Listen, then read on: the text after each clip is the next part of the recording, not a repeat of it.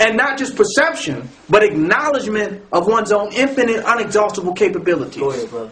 The European has not proved the limits of the black man. Nothing he have done has proved our limits. He have showed what we have done, but he have not showed what we can do. Do you all understand what I'm saying? So that means our possibilities are unlimited. How do we tap that? We first must detach ourselves from everything that has taught us that we were limited. From everything that continues to affirm our limitedness. Everything that makes us, that constantly interferes, that keeps bringing us into fear. Everything that makes us afraid, and we have to step away from that paradigm. We have to step away from those thoughts, people, places, and things that do not affirm the totality of our divinity. Go ahead, brother. Because the question is there all the time. The doubt is there. How are y'all going to do that? We have already done more than the average Negro mind can conceive of. And we ain't done nothing yet.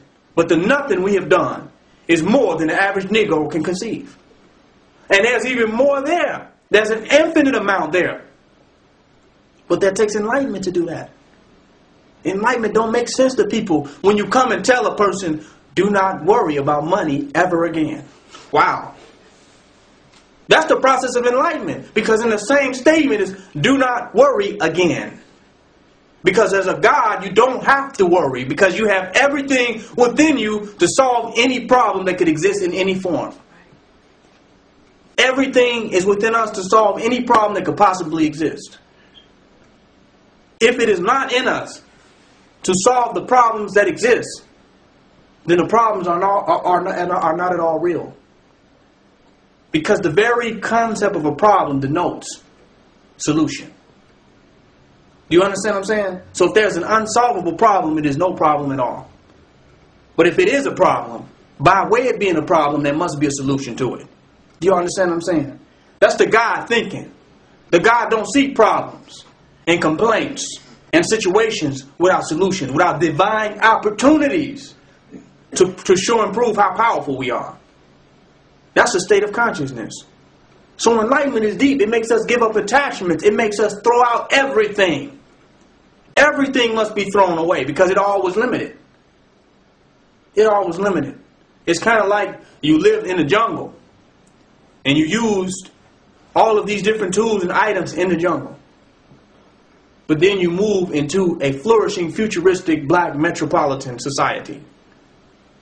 And you try to bring the tools with you from the jungle. And then none of that, you find that they're all unneeded. Because we're cooking food off prana and chi energy. Y'all know what I'm saying? I'm talking about a cosmic, futuristic, black, supernatural society. You still using forks and spoons and we're just levitating grapes into our mouth. Go ahead, brother. We're trying to tell them you don't need that spoon, brother. But they don't want to hear it. I know I need a spoon. In order for people to begin to conceive the level of consciousness that we're at, they have to step out of their belief and their acceptance of limitation. They have to. All of that has to be let go. And the concept about what they think they can do, the word can't must be removed from their vocabulary. The word can't must be completely thrown away to conceive their supernatural possibility. That doubt and fear and worry has no place here.